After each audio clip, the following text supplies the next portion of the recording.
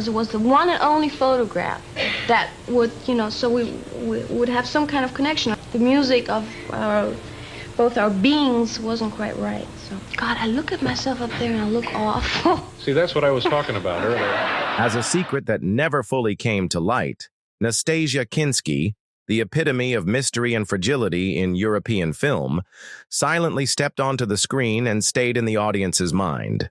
In her debut scene, she made grown-ups blush at the age of 14. She caused a sensation in Germany at the age of 15.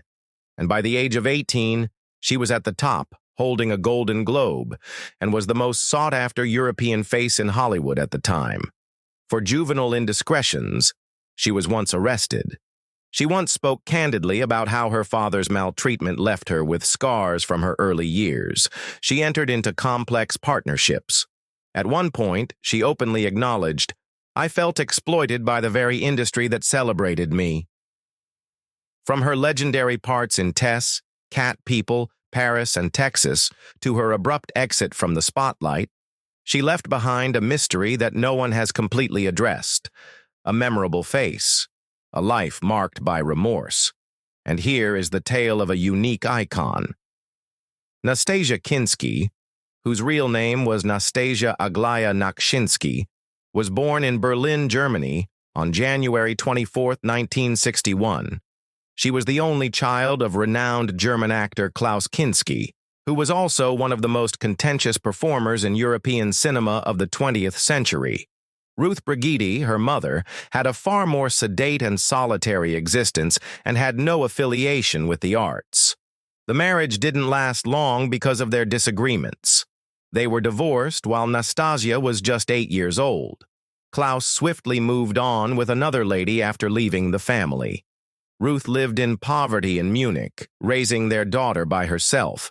She was dependent on Anastasia, who by the time she was 13 had taken on little acting and modeling jobs to help support her mother as she didn't have a steady work. However, her father's influence could never be eliminated by physical distance. In addition to being a talented artist, Klaus Kinski was notorious for his crazy lifestyle, uncontrollable outbursts, and unpredictable temper. He detailed actions that went much beyond moral bounds in his memoirs, such as sexual abuse and violent acts. His reputation as one of the most divisive personalities in film was further cemented when he was accused of sexually assaulting members of his own family, shocking the media and creative world. Years later, Nastassja would come clean and admit that she had also been molested by her biological father. This was an uncommon but very upsetting admission that caused the public to see her history differently. In addition to leaving her emotionally wounded, family trauma, especially from such a well-known father, influenced her entry into the film business by making her erratic and uneasy. Nastassja Kinsky was often caught taking public transit without a ticket when she was a teenager living in Munich with her mother. She was held for 5 days after she refused to pay fines or do community service.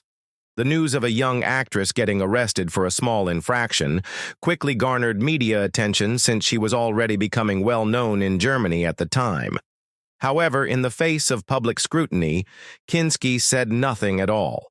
The episode was one of the earliest indications of her stubborn spirit and self-accountable attitude, which would later characterize her public image, and she was freed early for good behavior.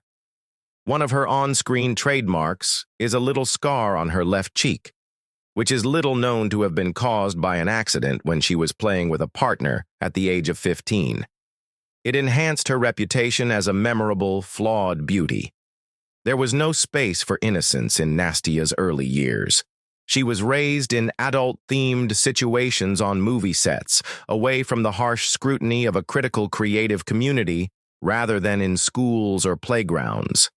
The Nastasia Kinsky, who kept the media at bay, remained fiercely independent to the point of coldness and consistently chose to remain silent in the face of controversy, was shaped by this complexity and chaos. She never dreaded strong images or backed away from daring parts, but she also never covered up or rationalized anything. Her beauty, uniqueness, and indefinability are what made her such a singular sensation in the film industry. At a very early age, Nastasia Kinsky made her cinematic debut. Actress Lisa Kreutzer, the wife of filmmaker Wim Wenders, found her in a Munich nightclub when she was 14 years old. Without even needing an audition, Wenders asked Kinski to appear in the film The Wrong Move, Falsche Bewegung, 1975, after their accidental meeting. She portrayed Mignon, a mute child who travels with the main character around Germany in the film. Despite without words, Kinski's compelling body language, profound gaze, and inner reactions left a lasting effect. In addition to signaling the start of her career, her first role established her film persona as a quiet, enigmatic beauty who often conceals much more than what the public can see. Kinski made an appearance in the Reifezeugnis episode of Wolfgang Petersen's renowned crime series Tatort in 1977. She portrayed 17-year-old Sina Wolf, a student who was romantically connected with her instructor. Sina killed the student who found out about the affair and threatened to reveal it in order to keep it a secret. Despite being under 15 at the time of production, Kinski participated in delicate situations that included nudity. When it initially aired, the episode attracted over 25 million people, making it one of the most famous in Tatort's history. However, there was a lot of discussion about the contentious nature of it, as well as Kinski's youth at the time. Years later, she said that she had previously asked that certain pointless sequences not be shown since she had felt uneasy about them. This was one of the few occasions when, in public, she discussed her early creative experiences with the calm poise and conciseness that would later come to characterize her. Kinski played Catherine, a little child brought up in a demonic cult, in Hammer Films' horror movie To the Devil, a Daughter. Veteran performers Richard Widmark and Christopher Lee starred in the movie. Kinski established her acting career on the global stage with a performance that was emotionally profound despite her childhood. Kinski and filmmaker Roman Polanski had a major meeting as a result of this movie. Polanski suggested that Kinski go to the United States and enroll at the Lee Strasberg Theater and Film Institute, one of the most prominent acting schools in the world that teaches the Stanislavski technique, after being impressed by her unique beauty and natural acting. For Kinski, it was more than simply professional guidance. It was an opportunity to escape the constricting, heavy frames of European film and enter a more expansive cinematic realm. She took the advice, went to the United States, and started studying how to behave in a formal, systematic way, something she had never had the chance to do before. The most fertile and brilliant stage of Nastasia Kinsky's career began when she returned from the United States and finished her studies at the Lee Strasberg Institute. It was a short but brilliant time, so intense that many people thought she would become the new face of the world of film. Her name did, in fact, have a great deal of appeal in Hollywood and Europe in the early 1980s. She co-starred with the renowned Marcello Mastroianni in the Italian love film Stay As You Are, Così Come Sei, in 1978. Kinski played the girl in the film, which focused on the fragile interaction between a young lady and a middle-aged guy. The film garnered notice due to its contentious topic, as well as Kinski's exceptionally natural acting, which was much above her years and expertise. She made her first notable impact on the American market in this job, which also paved the way for more ambitious worldwide endeavors. She then worked with Roman Polanski again on the 1979 movie Tess, which was based on Thomas Hardy's Tess of the D'Urbervilles. In addition to directing the movie, Polanski paid homage to his late wife, Sharon Tate, by dedicating it to her. Kinski portrayed Tess in the movie, a poor rural girl who is thrust into a catastrophe that is far worse than she can handle. Her portrayal of Tess, a figure that appeared to be fashioned just for her, was praised for its depth, subtlety, and inner power. In 1981, Nastasia Kinsky won a Golden Globe for New Star of the Year, Actress, for the portrayal, which cemented her reputation in the eyes of the world. She developed become a strong candidate for the world's best directors, no longer only an intriguing European face. After Tess's popularity, Kinski was chosen to star in Francis Ford Coppola's love musical One from the Heart, 1981. It was one of the most awaited films of the post-apocalypse now period and her first American production. However, high expectations also came with high danger. Coppola, who wanted to revolutionize cinematic language, opted to shoot the whole film on an artificial Las Vegas set, using fantastical backgrounds and dramatic lighting to create a dreamy visual experience. The film was originally intended to be a small production. Despite an early estimate of less than $2 million, the budget swiftly grew to almost $25 million. There were no big box office pulls for the movie. Kinski was still a relatively obscure figure in Hollywood, despite being a growing celebrity in Europe. Frederick Forrest, her co-star, was also not well known. One from the Heart seemed foreign to the average American viewer because of its creative staging, languid pace, and absence of traditional emotional highs. Even worse was the release plan, which failed to create anticipation before to its premiere and got no promotion. One from the Heart became one of the worst financial flops of the early 1980s after only making roughly $600,000 when it was first released. Coppola's Zoetrope Studios was forced to the verge of bankruptcy as a result of this failure, which also caused financiers to become generally wary of auteur-driven films. In every marketing effort, Kinski's name was strongly associated with the movie, even though she was not the primary cause of its failure. Being a part of such a significant financial disaster caused the business to begin to approach Kinski's career more cautiously, especially in Hollywood, where success and failure are plainly quantified by numbers. It was a silent but significant turning point, indicating that the illustrious years ahead would not be as rose-paved as many had previously thought. In Cat People, a 1982 adaptation of the 1942 horror classic, Nastasia Kinsky made a comeback to the big screen. She portrayed Irina, a young lady who has a peculiar curse that causes her to change into a Black Panther when she is overcome with desire. It was a multifaceted position that was simultaneously alluring, enigmatic, sad, and perilous. Under Paul Schrader's direction, the film's striking use of color, lighting, and set design produced a somber, gloomy mood. Cat People was a unique and challenging novel to classify since it combined mystical aspects with primal feeling. Some referred to it as terror, while others saw it as a metaphor for suppressing one's emotions. The film's bold sequences and representation of a female heroine who defied expectations caused criticism. Kinski was more than simply a stunning lead. She was the focal point of the movie's fascination, someone the viewer wanted to know but was never able to fully comprehend. Despite not being a box office success, Cat People strengthened Kinski's unique persona as an actress who was not afraid to take on difficult parts, never played it safe, and had an ethereal charm that was both intriguing and elusive. It turned out to be a significant turning point in her development as one of the most mysterious figures in 1980s film. The reunion with filmmaker Wim Wenders in Paris, Texas, one of the great works of American independent film, in 1984 was the most important creative turning point in Kinski's career.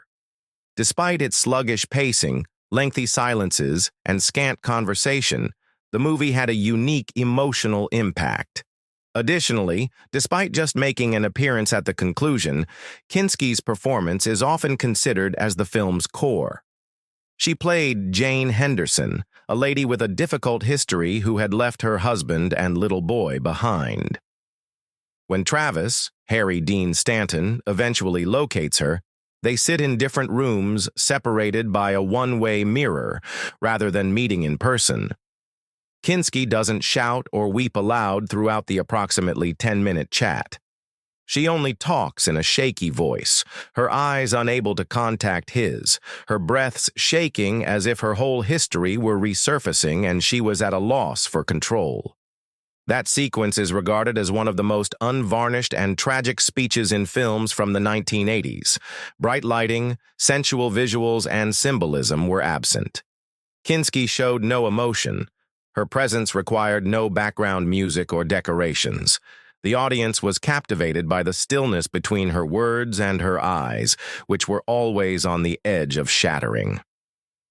As Wim Wenders once said, "I didn't need many lines for Jane because with Nastassja, her eyes tell the whole story." Her portrayal is considered the apex of her career, not because it was intricate, but rather because it was subdued but profound, like to a scar that never got better on film. Paris, Texas became a cinematic representation of American loneliness in addition to winning the Palme d'Or at the Cannes Film Festival. One of the most eerie female characters in cinema was Kinski's depiction of a lady attempting to endure the fallout from her own tragic decisions. It was also the first time that people had a clearer understanding of Kinski without any scenes that were offensive. She didn't choose parts to be the star of. With nothing more than her silence and innate gaze, she transformed the ladies who stood on the periphery of the limelight into the emotional focal point of the movie. She picked people who were flawed and subtly damaged, but that was the extent of the illumination. Nastasia Kinsky starred in Revolution, a high-profile film that attempted to recreate the American Revolution on a grand scale in 1985. The picture was produced by Irwin Winkler, the man behind many of Hollywood's greatest successes, and directed by Hugh Hudson, who had achieved enormous success with Chariots of Fire. Most famously, Kinski played alongside one of the most sought-after performers of the time, Al Pacino. A big budget, a noble historical story, and an A-list cast all seemed good. But after Revolution's debut, expectations swiftly fell apart. In addition to disappointing viewers, it turned out to be one of the biggest creative and commercial busts in British film during the 1980s. A fragmented screenplay, erratic and hard-to-understand accents, slow pace, and most importantly, an emotionally lifeless plot were among the many reasons the movie received severe criticism. Revolution did not emotionally or historically resonate with audiences, even though it was set around one of the most significant junctures in American history. Its empty core could not be saved by any amount of visual investment. Despite having a production expenditure of around $28 million, the film made less than $360,000 in the United States, which was a huge loss at the time. However, the harm extended beyond the box office receipts.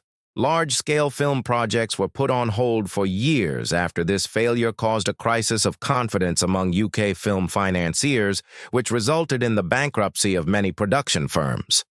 Hugh Hudson, the director, was then on the verge of being banned from large projects. The main character of the movie, Al Pacino, received harsh criticism and decided to take a break from acting for a time in order to escape the spotlight. Despite not being the protagonist, Nastasia Kinsky became known as a high-risk name among Hollywood producers when she starred in 2 consecutive high-profile disasters, one from the heart and Revolution. Although Kinsky's brilliance and attractiveness were unquestioned, she started to lose importance in a field where profit is closely linked to brand awareness. She didn't get big scripts very frequently. Fresh faces were now written for leading parts. Despite her prolonged acting career, Nastasia Kinsky was no longer seen as a budding star, but rather as a wild card that Hollywood had learned to handle carefully after Revolution. During the height of her brilliant career, Nastasia Kinsky attracted notice for her love relationships that sparked as much interest as her brilliance or unique beauty. She was romantically associated with 3 well-known filmmakers, Paul Schrader, Wim Wenders, and Roman Polanski, all of whom once positioned her at the core of their creative universes. Kinski's cinematic path was first discovered and fostered by Roman Polanski. She was just 15 when they first met in 1976 at a party in Germany. She was cast in the main part of Tess, 1979, the film for which she won a Golden Globe, after Polanski pushed her to pursue acting studies at the Lee Strasberg Theater and Film Institute in the United States. Kinski denied ever having a sexual connection with Polanski, despite the widespread rumors that they were in a love relationship. He said that it was just flirting and that he had always treated her with respect. The German filmmaker Wim Wenders was the first to see Kinski's potential, casting her in her first feature, The Wrong Move, 1975, and her career's high point, Jane in Paris, Texas, almost 10 years later. However, theirs went beyond a simple director-actress partnership. Never confirmed, never denied, they were said to have enjoyed a discreet, long-lasting romance. Kinski once said, "Wim and I don't need to talk to understand each other. We are silent together, and in that silence, there is love." Wenders often referred to Kinski in interviews with a special veneration, referring to her as the light I never wanted to lose. They were able to produce unforgettable cinematic moments because of their profound confidence. In Paris, Texas, she played Jane with almost little language because, in Wenders' words, with Nastassja, her eyes are already a story. While working on Cat People, 1982, director Paul Schrader fell in love with Kinski. She was the only actress I didn't dare to direct. Schrader wanted more once shooting was over. At the wrap party, he even intended to pop the question, but Kinski failed to show up. She ended communication with no reason or note. Later on, Schrader would describe it as a heartbreak he never really recovered from. Nastasia Kinsky never lingered in one spot for too long, much like the characters she portrayed. Although her romances were quiet and short-lived, they always left a gap. She never discussed any of her relationships, why she left, or why things ended in public. Perhaps it is that quiet, both private and proud, that leaves people remembering her not just as an actress, but also as a woman who never really belonged to anybody. She once made the uncommon statement, "I need freedom more than love." After a short courtship, Nastasia Kinsky wed Egyptian filmmaker Ibrahim Musa in 1984. A few months before, on June 29, 1984, she gave birth to her first child, Aljosha, from a relationship with her co-star in Maria's Lovers, Vincent Spano. Even when their affair with Spano ended, they continued to communicate as longtime friends. Kinski and Musa were married until 1992. Their daughter, Sonia Kinski, was born on March 2, 1986, and would go on to become an actress and model. But they didn't have a happy marriage. Ibrahim Musa opposed Kinski's proposal to bring both children to the United States after their divorce and took the case to the juvenile court in Rome. After the Italian court awarded Kinski full custody in the summer of 1992, she was able to go to California with the kids and start a new life in Los Angeles. Shortly thereafter, Kinski started dating renowned music producer Quincy Jones, who is most recognized for his contributions to Michael Jackson's classic albums. Kenya Kinski Jones, their daughter, was born on February 9, 1993, and they shared a home from 1992 until 1995. Since then, Kenya has developed into a global environmental activist and model, collaborating with high-profile companies like Vogue, Stella McCartney, and Calvin Klein. Kinski kept a separate flat close to UCLA even as she lived with Jones, a decision that amply demonstrated her fiercely independent personality. She never wed Quincy Jones officially, and neither of them publicly acknowledged their separation. Despite having 3 children from 3 separate partnerships and having romantic connections with a number of well-known filmmakers, actresses, and artists, Kinski never allowed her private life to become the subject of a media story. She never addressed controversies, never responded to tabloid rumors, and never made an appearance on talk programs to correct the record. True or not, all the rumors just vanished into thin air. "I've lived enough in front of the lens. The rest I want to keep for myself." Kinski made the decision to safeguard her privacy and the people she loved in one of her few appearances with the German media. Nastasia Kinsky was never the kind of celebrity who commanded attention. She didn't try to stick out or pursue celebrity. However, she became one of the most enduring symbols of European and global film because to her subdued demeanor and unique choice of roles. She was seen as a new sort of beauty during the height of her career, different, introverted, and unapproachable. She didn't aim to appeal to the general public or fit the Hollywood mold. It was hard to turn away from that face, which was both delicate and far away, yet it was also impossible to comprehend completely. I didn't need to write much dialogue with Nastassja. Her silence was more powerful than words, director Wim Wenders reportedly said. English, German, French, Italian, and Russian are the 5 languages that Kinski speaks. This gave her the opportunity to play a variety of roles in a large number of foreign films, ranging from a haunting, shattered lady in Paris, Texas, to a country girl in Tess. She always opted for complicated, troubled characters rather than the stereotypical idealized ladies, whether in main or supporting parts. These parts contributed to a change in how women were depicted in films. Kinski's female characters had voices, felt anguish, and had inner lives that others couldn't readily reach. They weren't only there to be adored or pity-treated. Kinski experimented with writing and photography in addition to performing. In Europe, she had a few exhibits of her own photographs. Despite their lack of publicity, these exhibitions attracted art enthusiasts who recognized in her photographs the same subdued, sad, and genuine feeling they had previously seen on film. During her career, she was nominated for important awards including the César, France, and Nastro d'Argento, Italy, won a Golden Globe for Tess, and got a David di Donatello Award in Italy. Her success, however, was determined by what the audience remembered from each performance rather than by the quantity of awards she received. To be recognized, Nastasia Kinsky never needed to defend herself or raise her voice. She was a silent legend who is still remembered by people who really appreciate films because she took the decision to be just sufficiently present. Even though she has been gone from the spotlight for a while, Nastasia Kinsky still sometimes shows up at important cultural gatherings.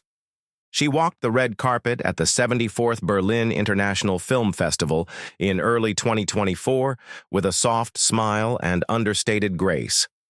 She also made an appearance at Berlin's Cinema for Peace Gala that year, a charity function aimed at promoting social and humanitarian concerns. Kinski posts snippets of her daily life on her personal Instagram profile, including pictures of her little garden, sunsets, and quiet, introspective thoughts. She said in a June 2024 post, "I feel protected, but I also trust and pray." Kinski now leads a tranquil life in California, reading, meditating, and caring for her garden throughout the day. Drawing on her own experiences, she supports humanitarian initiatives, particularly those that aid impoverished children and raise awareness of mental health issues. Always modest and discreet, she silently provides inspiration and encouragement. Nastasia Kinsky, 64, has made the decision to live a simpler, slower life, filled with calm happiness. Like a lady who has been through everything and now just wants peace, alone, and the beauty of the little unsaid things. Perhaps her light endures because she has never sought a life of perpetual brilliance. Some artists, like Clint Eastwood, continue to work diligently behind the camera far into their 90s, continuing to make films and find ways to be present. For them, creating is a way of life, not for fame or wealth. In contrast, Nastasia Kinsky is unique. She made the decision to live her life on her own terms, not to flee. No spectacular comeback, no bombshell memoir, no dramatic retirement. She just vanished, silently at the perfect time when the audience was still aware of her. Here, there are simply options and what feels right, no right or wrong. Maybe she didn't want to be famous for a living. Maybe all she wanted was to be a lovely light, even if it was fleeting, that was all her own. How about you? Do you choose to be yourself or to live for attention? Leave a comment with your ideas. Regardless of your opinion, we think all viewpoints should be heard. We appreciate you sticking with us during this whole journey. Remember to press the subscribe button and activate the notification bell if you like reading insightful tales about life, art, and the decisions that go against our notion of success. You could be even more surprised by the tales we tell you next. I'll see you in the next video.